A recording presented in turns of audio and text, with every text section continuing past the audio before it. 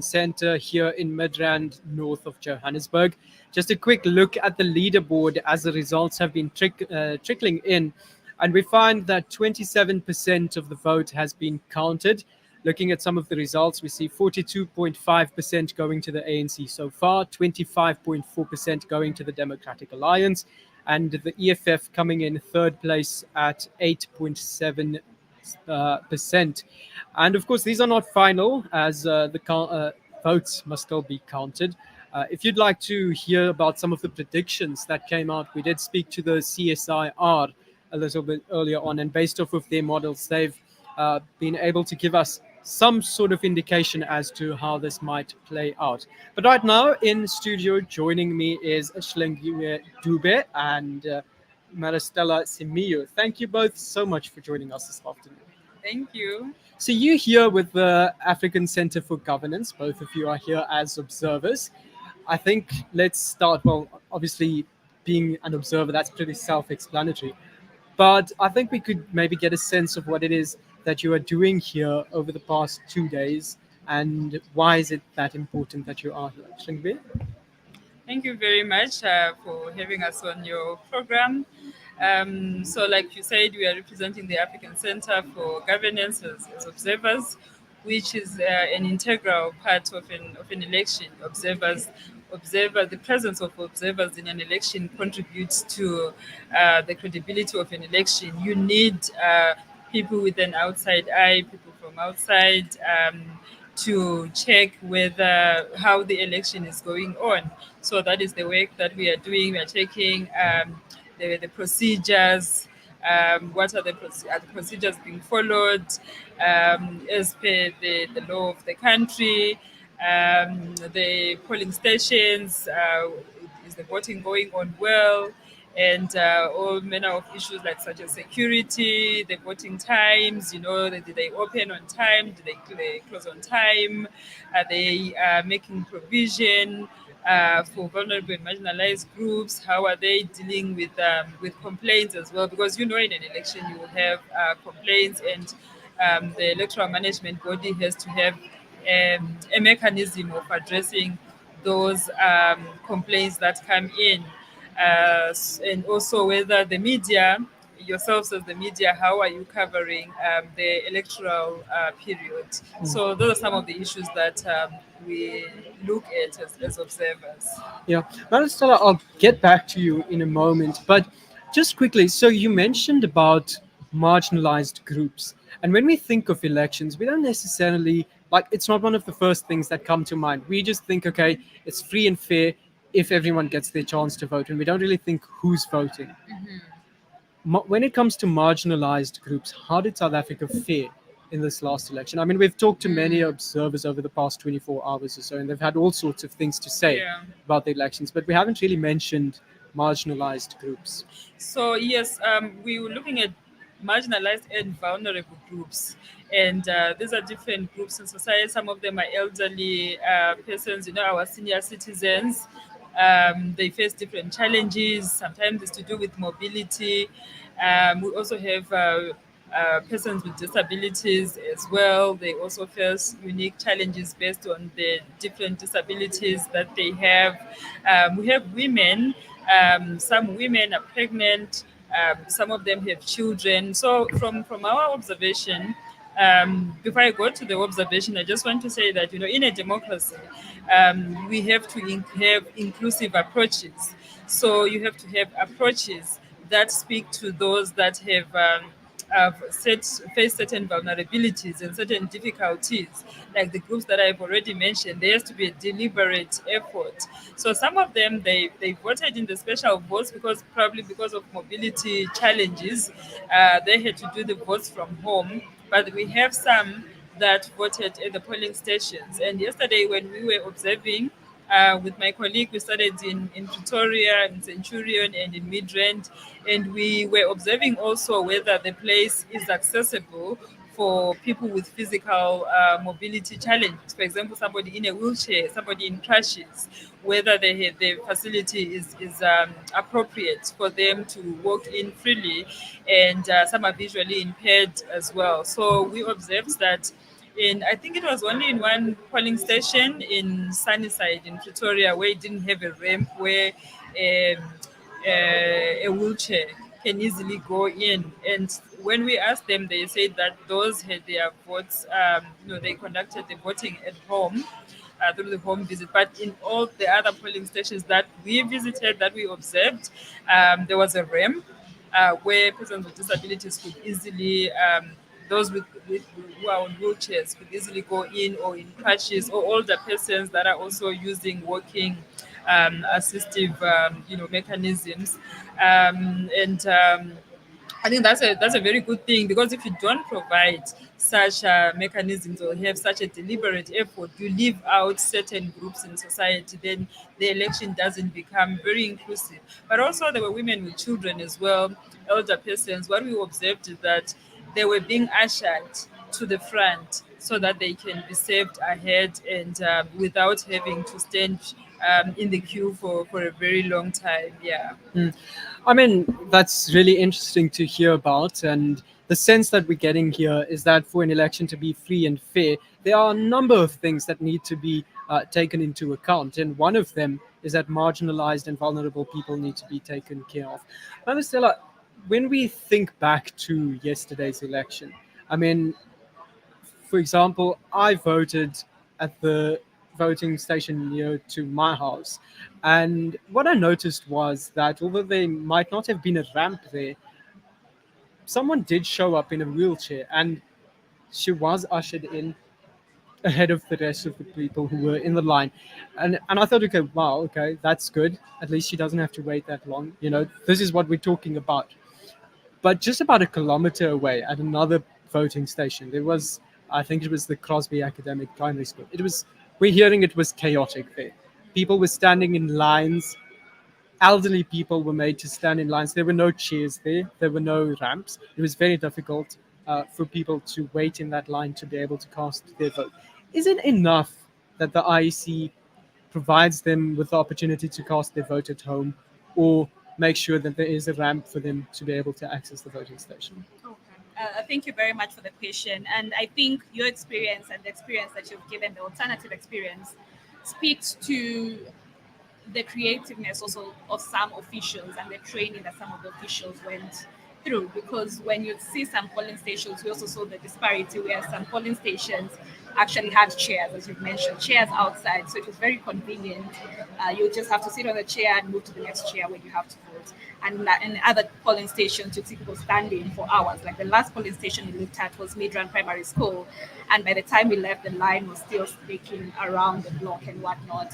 And if the election official did not take the initiative to actually walk the line and identify and call out who are the vulnerable persons who need assistance, who have children, who are pregnant, who are having any challenges, then they will not have had the benefits of, making use of Ali, coming to the front and actually voting. So it also spoke to the training of the officials. But when we spoke to some of the officials, they did indicate that there was some, for example, maybe a polling station was supposed to receive 35 people, but towards the end, maybe 28 showed up and they had to come, get other officials to top up the numbers. Some of them did not come. And so the likelihood that disparity, you might have some officials who are not properly trained. So it spoke really to the training that the IEC gave to the officials in preparing them in how to deal with vulnerable groups, minority groups, such that they do not get disenfranchised. Because at the end of the day, if we're talking about participation, we don't want people at the end of the day to say, I got tired standing on the line and I went home, because that's a crucial vote that is lost at the end of the day. Yeah, and Maybe just to add in, when you're talking about persons with disabilities, there is, a very important aspect called reasonable accommodation. So you have to provide accommodations that will enable a person with a disability to participate in an activity in the same manner another person can participate. So accommodations, involve braille, for example, providing for those that are visually impaired, providing their braille. For those that have mobility challenges, like the ramp, for example, is reasonable accommodation. So you are making it, possible for them to be at the same level with somebody without a disability. And also, with the booth, some of them were lower, because when you are sitting on a wheelchair, you need to also be comfortable at a comfortable level where you can use that booth. So we that's one thing that we also observed, that we know there was that lowered height for the platform, so that those that are on a wheelchair can also be at a comfortable height. But with the electoral management body, I think it's very important when they are undertaking training for their staff to specifically involve issues of disability, especially for the staff. Not only on disability, but generally on the vulnerable groups, on how to attend to vulnerable groups. And to your knowledge, was that training provided? I cannot confidently speak on whether the training was conducted. So prior to the elections, our focus was mostly on the information ecosystem of the elections. So the vulnerable and marginalized groups, I cannot confidently speak to that. It's something that we probably need to find out as we do our post-election assessment, to check whether these challenges that were encountered in other areas, was there any training that was provided? Then we can see how we can work with the IEC, because we are also a partner of the IEC. We collaborate in other ways, but we have seen an opportunity to also collaborate with them on issues of inclusion. I mean, let's just talk about your personal experiences for a moment. I mean, this stuff really sounds fun to be out there. You're literally on the front line. You are out there, you're defending democracy for us, for those of us who can't be there for whatever reason. And I don't believe you might be paid really well for that, but you're there and you're spending your time, you're doing this. What motivates you to actually get out there and observe these elections? That's an interesting question. Well, our work really is on human rights. We work on human rights. It's about ensuring, specifically for the elections, that there's meaningful participation in elections. Because if we are going to be agents of democracy, in the sense that we are active participants in this democratic space that we live in building our countries, then we need to protect the tenets of democracy. And one of the tenets of democracy is having free, fair, and equal elections. And as my colleague had mentioned initially, observers play a critical role in that regard, going to ensure that there are laws that have been put in place on how the electoral process should be conducted. There are principles that are in place on how we exercise meaningful participation, that certain rights that are critical to meaningful participation are respected. Freedom of expression, for example, access to information, that there's freedom of movement, that there's freedom to assemble and associate, political parties in that regard. Yeah. So all these rights are critical to ensuring that there is actually political participation and meaningful political participation at that. And so our role here engaging in this is just to see that we are in this year of democracy. South Africa has 30 years of democracy. Currently, more than 25 African countries are having elections this year. South Africa plays a critical role in terms of the landscape in Africa, in terms of a country that a lot of countries look to in terms of best practices when it comes to elections. And so we have this investment, this currency, this agency to see the democracy of South Africa is protected. And one of the best ways, one of the critical ways, not the main ways, but one of the critical ways of seeing the trajectory of the democracy of a country, seeing the quality of democracy of a country, seeing the quality of its election. To what extent is there transparency? To what extent is there accountability? You can never have a perfect election. That is not possible. But you have to ensure that to the greatest extent, the freeness, the fairness, and that credibility of that electoral process is protected. Thank you very much for that. Shlengi, we were earlier on, just to wrap up here, you did mention post-analysis, post-election analysis. What are you going to be looking for when you are doing that? Yeah, thank you for the question. So, like I said, we've started, with the pre-election. Now the election has happened, then we'll be moving on to the post-election. So we'll be looking into how the election was conducted, what can, like she was saying that a lot of other countries are also undergoing elections this year. We are looking into areas where South Africa has done exceptionally well, where we are saying that what can other countries learn from South Africa. As I'm coming into this room, I'm like, wow, we don't have this in other countries. I think this is something, just looking at the setup here, is something that, other countries can draw inspiration from. Like, we have been looking at issues around transparency of an election, and having a set up a results center like this is another area, another aspect of ensuring the transparency of an election. And the way you are having the setup, you have the media, you have political parties, you have the IEC, and all that, something that other countries can learn from. But also, looking at the challenges, what challenges were faced. As we know that the election is a cycle, another cycle will come. How else can, from where the challenges were encountered, for example, the technology, we are moving into increasingly making use of technology, especially also within the context of elections, just like we are using it in other contexts. And there was a main complaint around the VD machines were not working. In other areas, we found probably they've set them aside and they've gone manual. Others are using, sometimes they have the machine, sometimes they don't. So now our post-election assessment will also include issues around the use of technology in elections. Where are we as in the context of South Africa, but also in other countries? How can we improve or enhance the use of technology to enhance, the quality of elections? Because I think that by use of technology, the election quality of the elections can also be improved. But we need to do a lot around how we use the election, the technology, the preparedness towards the before the use, so that there is. Optimum use of whatever technology is adopted during the election. We'll also be assessing the information ecosystem, how the elections were conducted as far as the information is concerned. And with information ecosystem, we are looking at freedom of expression, we are looking at access to information. We are also looking at issues around data protection as well that have become very important. We're also looking at the proliferation of false news.